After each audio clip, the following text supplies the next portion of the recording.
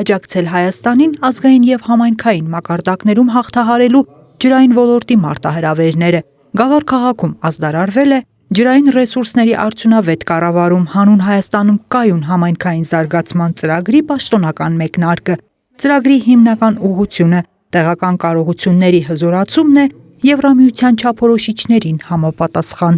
Վստահ եմ, որ այս ծրագիրը հնարավորություն կտա համայնքներին զարգացնել կեղտաջրերի մաքրման ենթակառուցվածքներ, իրականացնել բնապահպանական եւ սոցիալական նշանակության միջոցառումներ, ինչպես նաեւ միավորել ջանքերը հանուն Հայաստանի ջրային անվտանգության եւ բնական պաշարների պահպանության։ Վստահ եմ, որ համատեղ ջանքերի շնորհիվ մենք շարունակելու ենք զարգացնել մեր համայնքներն ու մարզը, դարձնելով այն ավելի մաքուր, առողջ եւ անվտանգ։ Մենք հնարավորություն ենք ստանում ներդնել նորագույն տեխնոլոգիաներ, կատարելագործել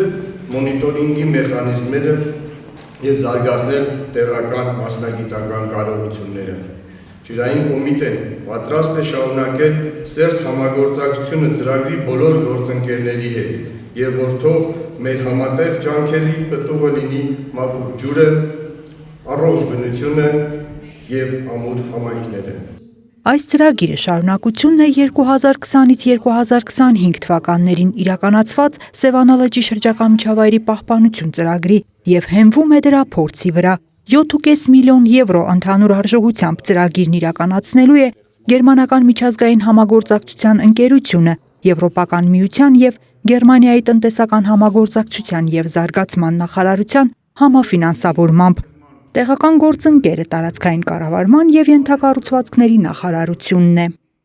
Այս ծրագրով վերահաստատում ենք Եվրամիության հանձնառությունը տարածաշրջանի եւ Հայաստանի շրջակա միջավայրի կայունությանը եւ տնտեսական զարգացմանը։ Այն ուղի է հարթում բնական ռեսուրսների ավելի կայուն եւ արդյունավետ կառավարման համար։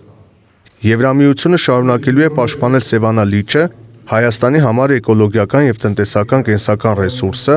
որը ծառայում է որպես քաղցրահամ ջրի հիմնական աղբյուր, պահպանում է կենսաբազմազանությունը եւ հնարավորություն ընձեռնում ձկնորսության, հանգստի եւ զբոսաշրջության համար։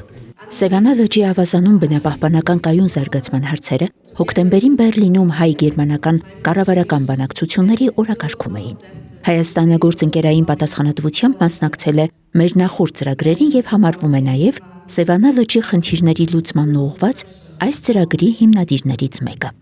Ջրային ռեսուրսների կառավարման բարելավում, աջակցություն համայնքներին եւ տեղական բիզնեսներին, ջրային ռեսուրսների կառավարման գործողությունների պլաններ մշակելու գործում, քաղաքացիական հասարակության շահագրգիռ դերակատարների ակտիվ ներգրավում, ծրագրով նախատեսված գործողություններին։ Առաջիկա 3 տարում այս վերջնարդյունքն են ակնկալում նախագծի պատասխանատուները։